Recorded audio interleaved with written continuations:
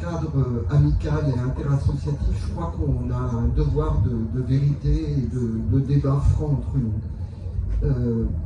Juste à propos de l'extrême droite, je voudrais juste signaler que le 6 juin, à la veille du scrutin des européennes, si je ne me trompe pas, nous avons publié avec nos amis de Golem et de JGR une tribune dans Le Monde qui expliquait à quel point le Rassemblement national était un parti antisémite.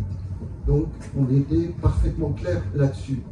Mais non seulement ça doit nous interpeller, mais il y a quelque chose qui doit nous obséder. Comment se fait-il, je le répète, il ne faut pas qu'on se raconte d'histoire et il ne faut pas qu'on se dise « Ah oui, il faut qu'on soit irréprochable », c'est vrai. Mais il faut qu'on aille au-delà.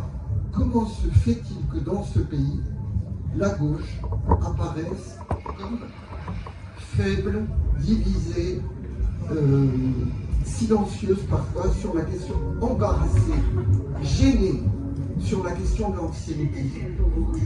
Et ça remonte pas simplement au 7 octobre. Ça date de bien avant cette question. Il y a bien sûr une accentuation depuis le 7 octobre et depuis la situation terrible à Gaza, mais ça date de bien avant. Tu as mentionné l'assassinat de Mireille Knoll, on pourrait multiplier les exemples. Et nous, c'est pour ça qu'on a posé cette question. C'est pour ça qu'on interpelle nos amis, nos camarades, en leur disant « Ne détournez pas le regard. Ne dites pas simplement « Oui, bien sûr, on est contre tous les racismes. » Il y a des gens qui disent « On est contre tous les racismes. » D'ailleurs, pourquoi est-ce que vous parlez de l'antisémitisme? Est-ce que vous-même, vous ne différenciez pas de manière négative l'antisémitisme? Est-ce que vous ne le mettez pas au-dessus, à part, etc. Pas du tout. On lutte vraiment, sincèrement, contre tous les racismes, mais on veut que cette question de l'antisémitisme, qui a quand même une sacrée histoire dans notre pays qui a collaboré avec la Shoah, dans notre pays qui a une tradition coloniale aussi importante, dans notre pays qui a connu l'affaire Dreyfus, dans notre pays qui a une tradition antisémite extrêmement profonde. Les théoriciens du 19e siècle des races, il y en a beaucoup qui étaient français, hein, et qui ont apporté leur poison dans la société française.